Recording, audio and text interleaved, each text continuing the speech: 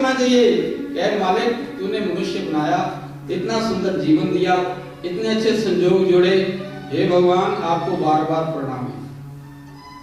मुर्शिद के अंगना खिले सौर शुक्र के फूल, चुन चुन माला मैं करी साईं करे कबूल। बहुत से लोगों को ये चिंता रहती है कि हम भगवान शंकर को मनाएंगे तो कहीं भगवान विष्णु नाराज ना हो जाए, भगवान विष्णु को मनाएंगे तो हो ना हो ब्रह्मा जी को कुछ नाराजगी हो जाए।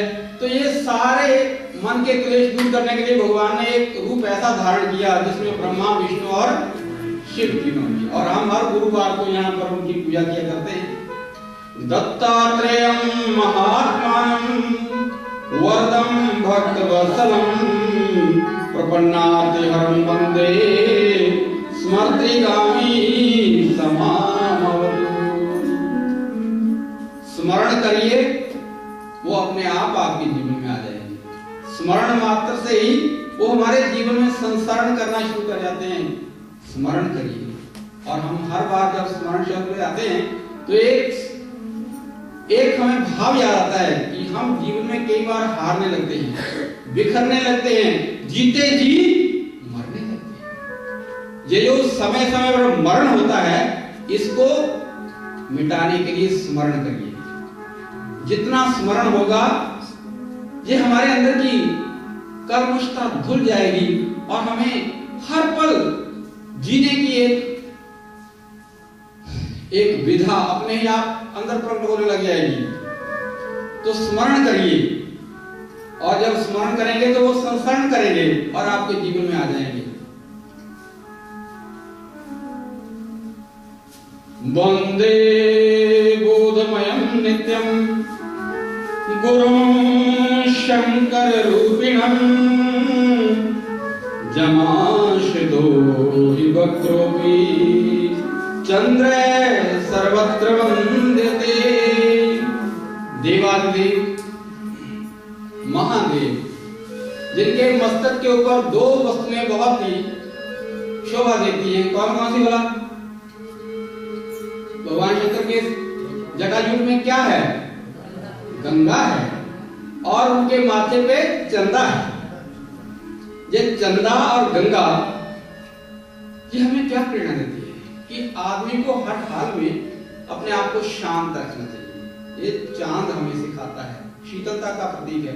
जहर भी पीना पड़े, अगर आपका मस्तिष्क शांत है तो आप परिस्थितियों पर विजय प्राप्त करोगे।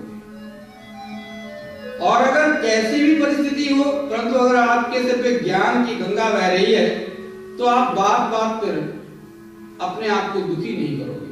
आपको पता चल जाएगा कि जीवन क्या है, ये हमारे सुख दुख क्या है, ये प्रारब्ध का क्या खेल है, ये समझ आने लग जाता है।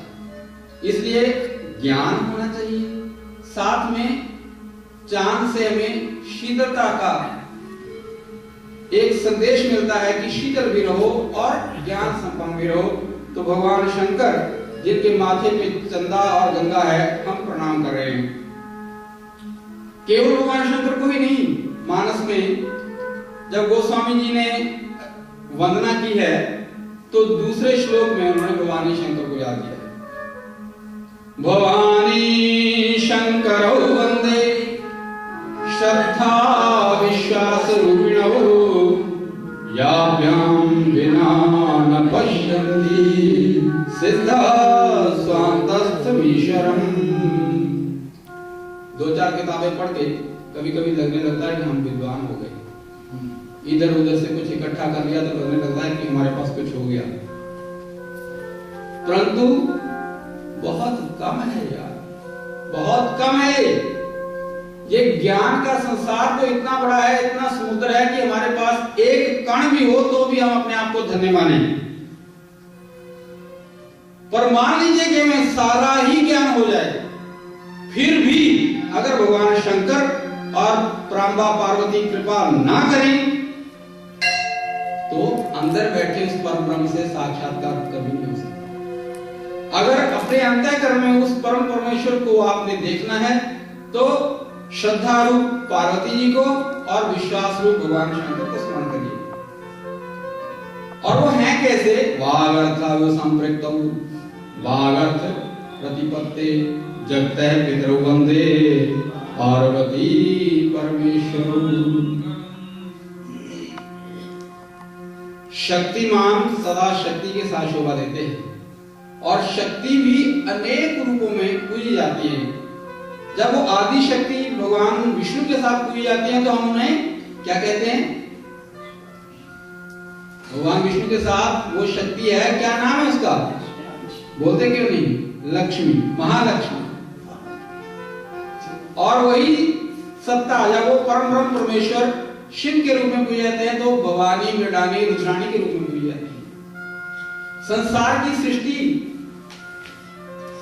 जो परम पवित्र भाव से हो सकती है, भगवान ब्रह्मा जी पवित्रता के प्रतीक हैं, तो उनके साथ वे ब्रह्माणी के रूप में पूजी जाती है।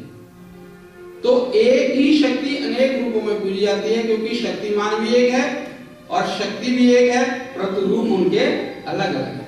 समय समय पर वो अपने रूप संसार हित के लिए ग्रहण करते हैं और हमारे मन में हर रूप के प्रति बड़ी श्रद्धा है, बड़ा विश्वास है, बड़ा प्रेम है। इसलिए हम हर रूप को नमन करते हैं। हमारे पास कितनी पुस्तकें हैं, कितना ही ज्ञान हमें अर्जित करने को है, परंतु समय इतना कम होता है कि मानव जीवन में ये सब कुछ कर पाए,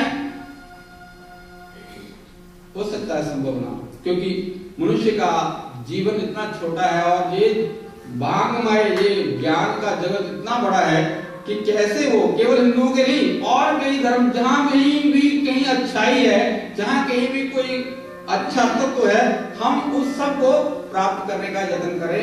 ये हमारा धर्म है, परंतु इतना बड़ा काम कैसे करें? उसके लिए उपाय है कि वह शक्ति मेधा के नाम से भी पूजी जाती है। मेधासी देवी वेदाखिल शास्त्र सारा, समस्त शास्त्रों का सार उनकी कृपा से कंठस्थ हो जाता है। मेधासी देवी वेदाखिल शास्त्र सारा, दुर्गा सी दुर्ग भव सागर नौर संगा, श्री कैटवारी कृत आदिवासा, गौरी तुमेव शशि मौली कृत प्रतिष्ठा। शशि मौली भगवान शंकर ने जिनकी प्रतिष्ठा, जिसकी महिमा गाई है, ऐसी वो शक्ति वेदा रूप में हम पर कृपा करे, ताकि हम सारे शास्त्रों का थोड़े ही शब्दों में सार समाज को अर्पित कर सकें। कभी कभी ज्ञान की बातें बोझिल होने लगती हैं, तो हम भगवान के उस परम प्रेरणादायक स्वरूप भगवान विष्णु का स्मरण करते हैं और उनके साथ वो जो देवी है, वो वैष्णवी देवी, जब हम भगवान वेंकटेश्वर का ध्यान करते हैं तो उनके साथ उनकी मधुर स्मृति भी की जाती है। ईशान जगतो से वेंकटपते विष्णु पराम प्रेयसीं, तद्वक्षस्थल नित्यवासरस्यां तत्क्षांति संवर्धनीं, पद्मालंकृत पाणि पल्लवयुगां पद्मासनस्थां श्रियं वात्सल्यादि गुणोज्ज्वलां भवतीं वंदे जगन्मातरम्। जीवन कितना भी तप रहा हो, आप कितने भी विक्षिप्त होकर के घर आए हो, परंतु अगर आते ही आपके सिर पर मां हाथ फेर दे, सारा दुख भूल जाता है, सारा क्लेश कहां खो जाता है पता नहीं। इसे कहते हैं ना, मामा ठंडिया शाम, मामा ठंडिया शाम। और जिसके घर में मीठा बोलने वाली पत्नी हो और आशीर्वाद देने वाली माँ हो, उसको कहीं और स्वर्ग ढूंढने की, जाने की जरूरत नहीं, घर में ही स्वर्ग है। हे माँ, हम तेरे आंचल की छाया में रहें, ऐसी कृपा बनाए रखना। सर्वमंगल मांगल्ये शिवे सर्वार्थ साधिके, शरण्ये त्र्यंबके गौरी नारायणी नमोस्तुते। अब तक मैंने जो कुछ भी कहा है वो सब इस एक ही श्लोक में आ गया है। वो नारायणी